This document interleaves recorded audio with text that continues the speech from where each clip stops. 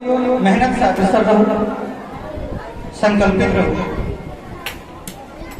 सबसे पहले हम आज शिक्षक दिवस के मौका पर कोई तमाम गुरुजी के दिल से धन्यवाद दिया जाए छे, जिनके बदौलत हम अहाँ सबके बीच कुछ शिक्षा बांट रहल छी। कहल जाए छे गुरु ब्रह्मा, गुरु विष्णु, गुरु देवो महेश्वर, गुरु साक्षात परम ब्रह्मा, गुरु तस्मै गुरुवे नमः। मेरे प्यारे बच्चों, युग कोई भी रहा, आपको हमेशा किसी न किसी गुरु की आवश्यकता होती है। जब आप बचपन में थे तब आपकी माँ आपके अच्छे गुरु का ज्ञान देता था। सबसे पहले वह जन्म देने वाली माँ ही आपको गुरु के रूप में मिला, और आप जीवन के जिस मैदान पे जाइएगा आपको हमेशा एक गुरु की जरूरत होगा।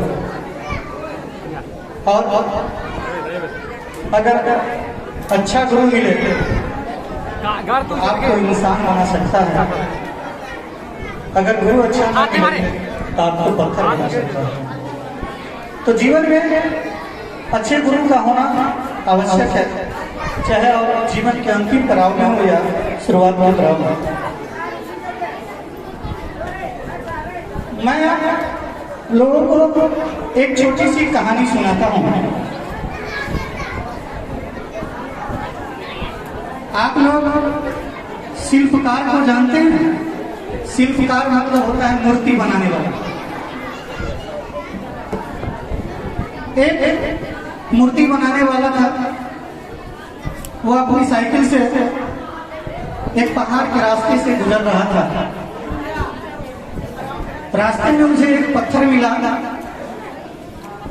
और वह शिल्पकार मूर्तिकार पत्थर से बोला कि मैं इसलिए जाना चाहता हूँ कि मैं आप में एक भगवान की सुंदर मूर्ति बना सकता हूँ, लेकिन इसके लिए आपको दर्द सहन करना पड़ेगा।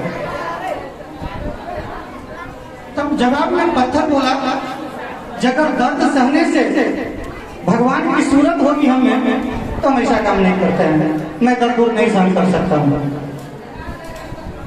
मूर्तिकार फिर आगे बढ़ा, फिर रास्ते में उसको एक दूसरा पत्थर मिला था।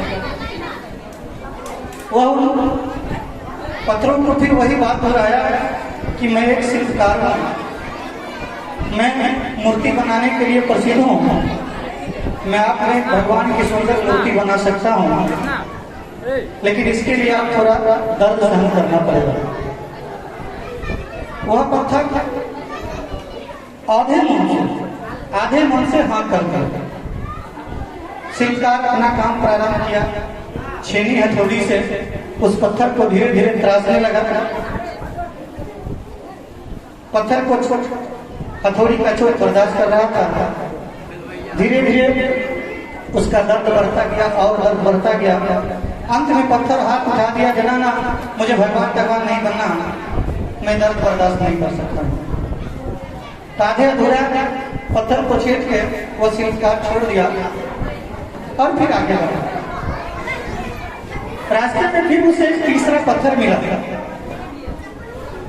और तीसरा पत्थर को भी वही पुनरावृत्ति बोली कि मैं एक शिल्पकार हूं, मैं इस बात के लिए जाना चाहता हूं कि मैं आप में भगवान की सुंदर मूर्ति कर सकता हूं, लेकिन इसके लिए आपको दर्द सहन करना पड़ेगा।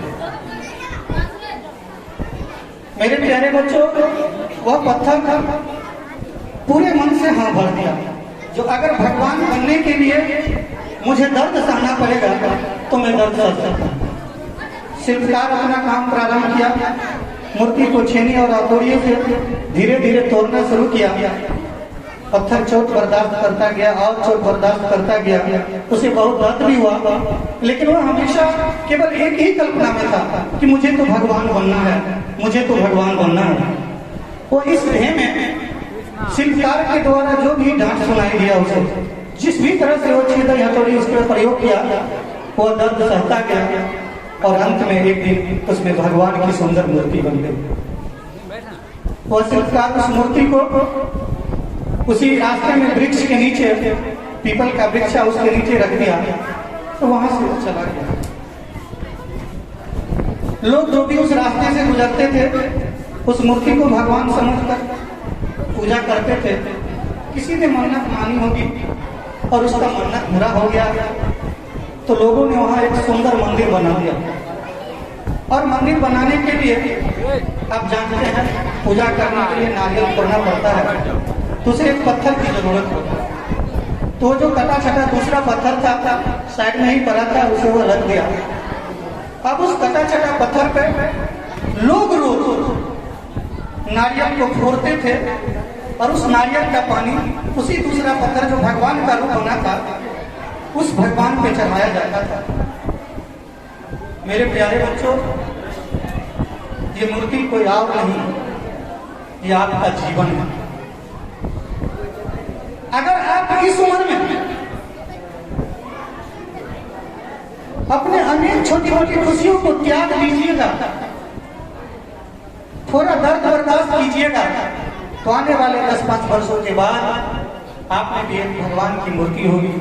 आप भी दरागा बन के, सब इंस्पेक्टर पढ़ के और न जाने अनेक पोस्ट पे जाके आप हमारे देश की सेवा करेंगे। इसके लिए कुछ दिनों का मेहनत होता है, कुछ दिनों का दर्द है।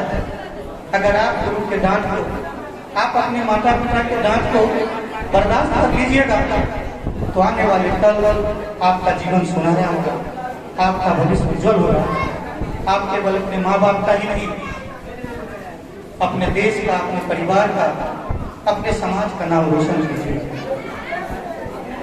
तो कहने का मतलब यह हुआ कि जीवन में एक लक्ष्य निर्धारित करनी चाहिए मनुष्य,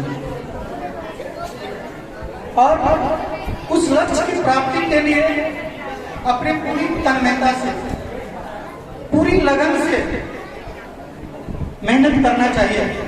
अंजाम चाहे जो भी हो, परिस्थिति चाहे जो भी हो, हम अगर परिस्थिति से लड़ेंगे तो मजबूत बनेंगे और एक दिन हमारा जीवन सफल होगा। कहा जाता है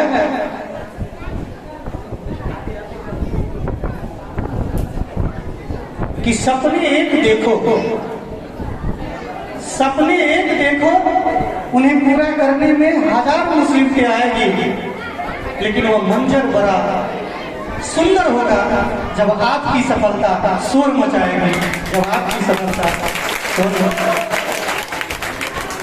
प्यासे के पास चलकर समंदर भी आएगा, थोड़ा धीरज से तू मेहनत कर, थोड़ा धीरज से तू मेहनत कर, तुझे जिंदगी भी मिलेगी और जिंदगी जीने का मजा भी आएगा, तुझे जिंदगी जीने का मजा भी आएगा।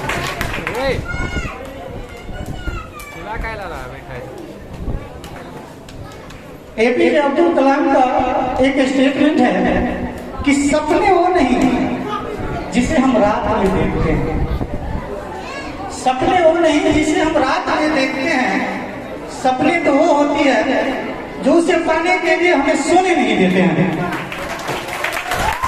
अगर आप अपने सपनों के पाने के लिए दिन रात कीजिएगा, अपना सर्वस्व निछावर कीजिएगा, तो विधाता शुरुआत में आपसे परीक्षा लेगी। किसी भी सफलता को प्राप्त करने के लिए कुछ न कुछ कुर्बानी देनी होती है, और शुरुआत का ही कुर्बानी, शुरुआत का ही असफलता आपको ये कहता है कि ईश्वर आपसे ये जांचता है कि इस इंसान को उस सफल व्यक्ति बनाने के लिए इसमें पूरी क्षमता है कि नहीं। इसके लिए आपको परिस्थिति इस तरह की असफलताएं आपको मिलती है। तो आप धीरज रखें, अगर आप मेहनत कीजिएगा और शुरुआत में अगर आपको असफलता मिलेगा तो हमेशा ये याद रखिए कि ईश्वर आपके लिए इस छोटी कामों के लिए आपके लिए कोई बहुत बड़ा लक्ष्य रखा हुआ है, आपको वहां पहुंचना है। इसलिए छोटी छोटी असफलताओं से कभी घबराइएगा नहीं।